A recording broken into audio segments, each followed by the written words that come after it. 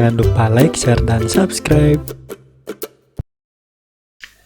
Halo adik-adik semua, kembali lagi di channel Guru Kelas. Nah, dalam video kali ini Kak Ari akan membahas nih uji kompetensi bab 8 Sistem Pernapasan Manusia, pelajaran IPA kelas 8 semester 2 kurikulum 2013. Langsung saja ke soal yang pertama. Oke, berikut ini yang bukan merupakan fungsi hidung dalam proses pernapasan adalah, oke, di sini kita garis bawahi ada kata bukan ya, jadi bukan fungsi hidung. Yang A, mengatur suhu udara yang masuk ke dalam paru-paru ya, ini betul. Yang B, sebagai tempat pertukaran gas oksigen dan gas karbon dioksida, ini salah ya. Ini tempatnya di alveolus ya. Kemudian C, mengatur kelembapan udara yang masuk ke dalam paru-paru, betul. Kemudian D, menyaring partikel debu atau kotoran yang masuk bersama udara, betul. Jadi jawaban yang bukan itu yang ini, yang B ya, karena tempat pertukaran gas oksigen dan karbon dioksida itu ada di alveolus. Lanjut ke nomor 2. Struktur pada laring ya, yang berfungsi untuk mencegah masuknya partikel makanan atau minuman ke dalam laring dan trakea adalah, oke.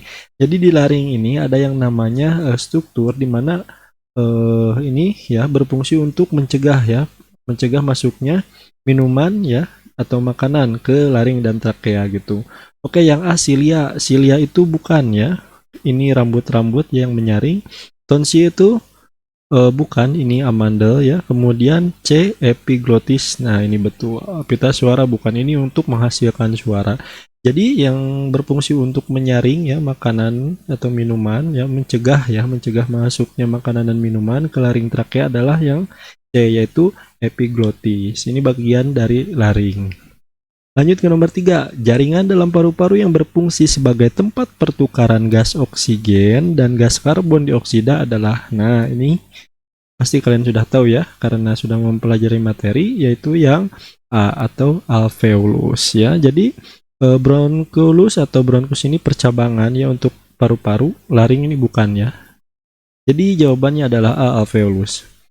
Lanjut ke nomor 4. Struktur yang berfungsi untuk melindungi paru-paru dari gesekan saat mengembang dan mengempis adalah A, pleura, B, alveolus. Alveolus ini bukan, karena ini tempat pertukaran gas. Ini diafragma bukan, apalagi lobus paru-paru bukan. Nah, yang berfungsi untuk melindungi paru-paru dari gesekan ini yang A atau pleura. Jadi pleura ini merupakan membran, nantinya akan menghasilkan cairan ya sebagai pelumas agar si paru-paru itu dapat mengembang dan mengempis dengan lancar gitu. Jadi jawaban nomor 4 ada A, pleura. Lanjut ke nomor 5. Berikut ini merupakan aktivitas yang menyebabkan terjadinya inspirasi atau ketika kita menghirup oksigen. Yang A, relaksasi otot-otot eksternal antar tulang. Oke, jadi ini bukan ya, karena ketika inspirasi itu akan berkontraksi ya, otot-otot antar tulang rusuknya itu. Yang B, relaksasi otot-otot ya, bukan ya, karena ini masih relaksasi. Yang C, berkontraksi otot-otot eksternal antar tulang rusuk, betul, dan relaksasinya diafragma. Nah, yang ini yang salahnya, ya, harusnya berkontraksi diafragmanya juga. Yang D, berkontraksinya otot-otot eksternal antar tulang rusuk dan berkontraksinya diafragma. Oke, jadi ini kontraksi, ini kontraksi. Jadi kunci inspirasi itu adalah kontraksi otot antar tulang rusuk dan diafragma. Jadi untuk nomor 5 jawabannya adalah D.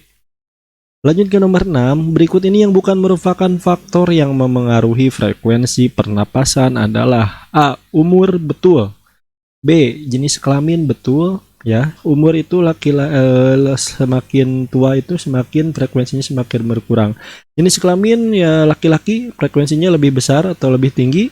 C, aktivitas tubuh, betul ya, ketika kita melakukan lari kemudian berjalan, frekuensinya akan meningkat. Nah, yang D ini suhu lingkungan ini bukan ya. Bukan merupakan faktor yang memengaruhi frekuensi pernapasan. Jadi untuk nomor 6 jawabannya D adalah suhu lingkungan. Lanjut ke nomor 7, berapakah volume udara residu? Oke, residu ya, yang terdapat dalam paru-paru. Yang A itu 500 ml, ini bukan, ini yang normal ya. Ketika kita menghirup udara biasa. Nah, residu itu ya, yang ini, yang B atau 1000 ya, 1000 ml. Jadi nomor 7 jawabannya adalah B. Lanjut ke nomor 8, apakah kelainan yang disebabkan oleh menyempitnya saluran pernapasan dalam paru-paru sehingga seseorang dapat mengalami kesulitan bernapas? Oke. Ini udah tahu ya, kaliannya sering dengar ya penyakit ini ya yang dinamakan dengan asma ya. Jadi asma ini disebabkan oleh penyempitan ini saluran pernapasan dalam paru-paru. Bisa jadi karena makanan, bahan kimia lain ya yang dapat mengganggu organ pernapasan kita gitu. Jadi adanya peradangan jadi sulit bernapas. Nah, inilah yang dinamakan dengan asma gitu. Jadi nomor 8 jawabannya adalah A. Lanjut ke nomor 9 ya, paru-paru seorang pasien penuh dengan cairan. Setelah dianalisis, ternyata juga ditemukan bakteri Streptococcus pneumoniae ya. Pasien tersebut terserang penyakit. Nah, dari bakterinya saja ya kita udah tahu nih yang ini, Streptococcus pneumoniae ya. Nah, jadi bentuknya itu kokus, bulat-bulat bakterinya ya, kokus ini. Nah, inilah jenisnya pneumoniae ya. Jadi ini terserang penyakit apa? Asma. Asma ini bukan karena tadi penyempitan ya. Tuberkulosis ini bakteri tuberkulosa. Kanker paru-paru ini bukan. Ini merupakan pertumbuhan sel yang tidak normal. Nah, jadi penyakitnya itu yang ini, pneumonia ya. Jadi cairannya penuh paru-paru dan ada bakteri Streptococcus pneumoniae ya. Nomor 9 jawabannya adalah B. Lanjut ke nomor 10. Berikut ini merupakan upaya dalam menjaga ya kesehatan sistem pernapasan manusia adalah jadi berikut ini merupakan apa sih ya untuk menjaga organ pernapasan kita ya, kesehatan pernapasan kita. Yang A, tidak merokok ini apakah betul? Ya, betul ya. Jadi kita itu tidak boleh merokok ya. Jadi ini ya tidak boleh merokok gitu. Yang B ya, berolahraga di malam hari, duduk di dekat perokok aktif, saling bertukar masker. Ini salah ya, tidak boleh ya, tidak boleh. Nah, ini juga tidak boleh dilakukan, tetapi ini yang betulnya yang ini, kita itu tidak boleh merokok demi menjaga kesehatan sistem pernapasan manusia atau sistem pernapasan kita gitu. Jadi nomor 10 jawabannya adalah A. Lanjut ke soal esai. Yang pertama, jelaskan organ penyusun sistem pernapasan manusia beserta fungsinya. Yang pertama ada hidung. Hidung itu merupakan organ pertama ya, yang tempat masuknya oksigen, di mana untuk fungsinya itu untuk menyaring partikel debu atau kotoran yang masuk bersama udara ya, memerangkap benda asing seperti bakteri, virus, dan seterusnya. Nah, yang terhirup saat bernapasnya menyamakan suhu udara yang terhirup dari luar dengan suhu tubuh atau menghangatkan udara yang masuk ke paru-paru. Nah, ini fungsi dari hidung. Kemudian faring. Faring itu berfungsi untuk jalur masuk udara dan makanan. Nah, ruang resonansi suara serta tempat tonsil atau tonsil tadi ya, amanda organ tubuh yang berperan dalam sistem kekebalan tubuh. Ini faring. Yang ketiga adalah ring. Fungsinya itu mencegah masuknya makanan atau benda asing lainnya ke dalam laring dan trakea ya. Nomor 4 ada trakea. Trakea ini untuk menyaring benda-benda asing yang masuk ke dalam saluran pernapasan sama ya. Jadi dari awal hidung kemudian masuk ke paru-paru itu harus disaring dulu sehingga udaranya itu bersih ya, tidak ada benda asing yang masuk. Yang kelima ada bronkus, di mana bronkus ini untuk menyalurkan udara dari trakea ke paru-paru kanan ya dan paru-paru kiri. Ini merupakan percabangan ya, percabangan nantinya masuk ke paru-paru kanan atau paru-paru kiri. Kemudian yang keenam ada bronkiolus untuk menyalurkan udara dari bronkus ke alveolus. Nah, ini perpanjangan cabang dari bronkus ya, si bronkiolus ini.